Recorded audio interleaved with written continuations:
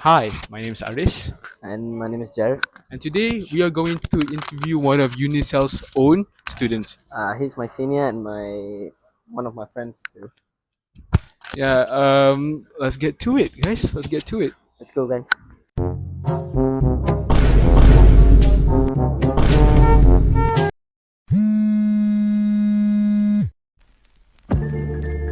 Bom dia, chefe. Já está na hora de levantar. Vamos correr atrás daquilo que nos pertence. Sabe aquela sensação de que nasceu predestinado para vencer? Pois é, ainda não chegamos lá, mas sabemos que é só questão de tempo. Hi, guys. Today we are joined by Arunan. He is currently studying for his degree in TESL and is currently in semester 7. How are you feeling? How are you feeling? Yeah, I'm doing good. So, what's your name? Can I know? Can you introduce My, yourself my first? name's Mama Aris. You Muhammad can call Haris. me Aris. Okay. I'm currently semester 2, study for my diploma in TESL. Okay. Now, me and my group really wanting to ask you a few questions Sure. regarding your experience in TESL. Some questions may include, being a student here. So I think we'll just get to it. All right. So for the first question, what originally motivated you to choose TESL as your major in college? Okay. So back then, when I was studying in my secondary, during my Form 4, Form 5, and also my Form 6, I kind of like inspired by my teachers, and also they have always suggested me to go into this field. So I always had this insight of why not should I try to pursue in TESOL.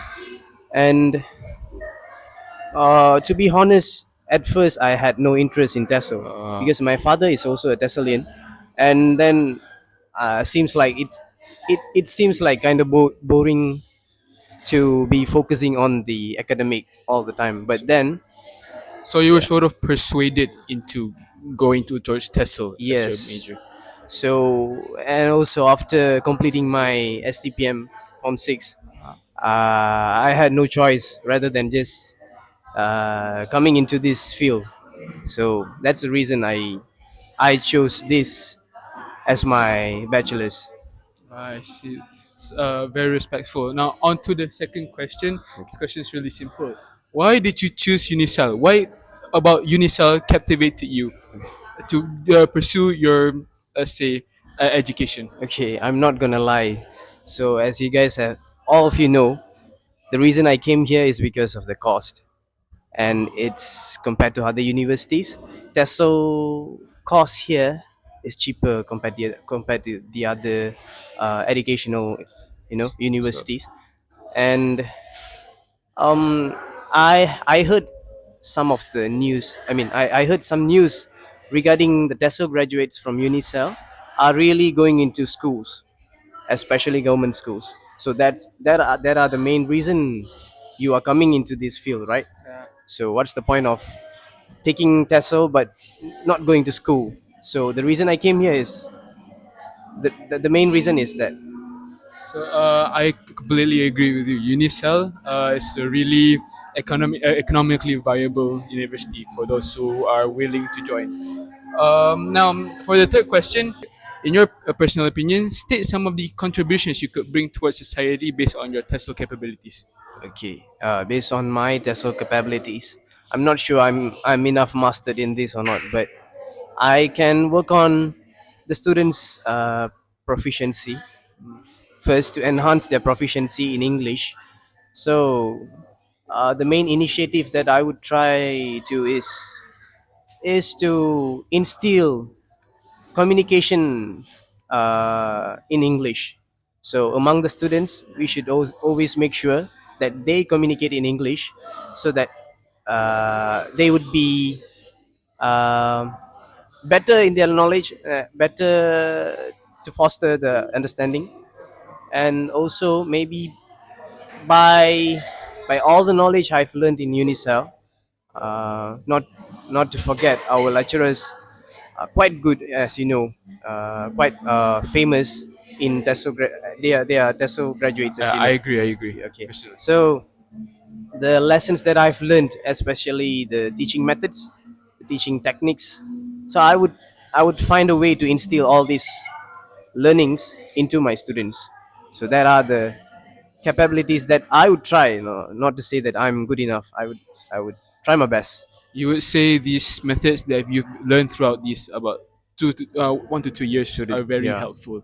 Like you're going to practical next year, right? Next yeah. semester, Next right? semester, yeah, How are you currently feeling about that? yeah. I'm currently. I think that I'm not ready to face that. That Uh, uh, students will be more eager to learn, and then let's say if you're not ready to teach them, you are in a trouble. So make sure when you're going to, uh, your practicum, make sure you are being prepared to face them. it's completely understandable because you're in degree. You're going to teach high schoolers mostly. High schoolers. Yes, And the difference between high schoolers and secondary and primary primary, school is there's like hard. What I've heard from other teachers is really a totally huge different. leap. Yeah, Yeah. huge leap.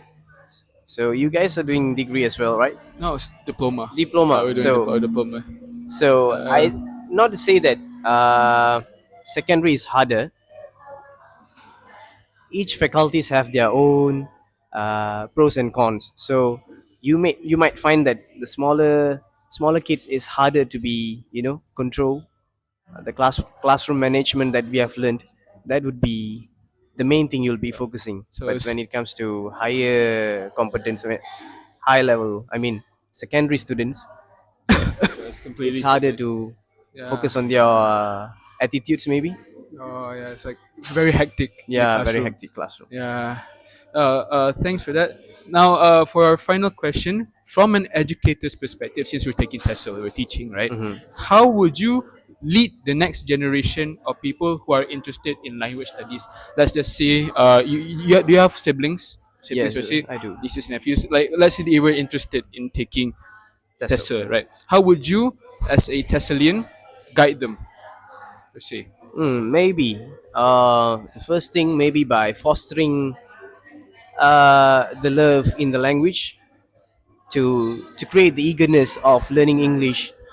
And to do so, they have to understand the importance of English as well in the real world appliances of English language, which is very useful for their future, not only in not only as an educator but also in other fields. As I think you are well know about it. Ah, So students have to learn, or maybe my siblings or nephews, they should understand that English is one of the most important language they will be using in their future. So the first thing is to foster the interest in the language. That would be my advice. interesting. So I think that's it for our interview today. Thanks, my man. What's your name again? Yeah, I my forgot. name is Arunan. Arunan. Yeah. Yeah, yeah. Okay. We really appreciate you joining us today. Yeah. Yeah. Thank you for having me also. I had a good time communicating with you.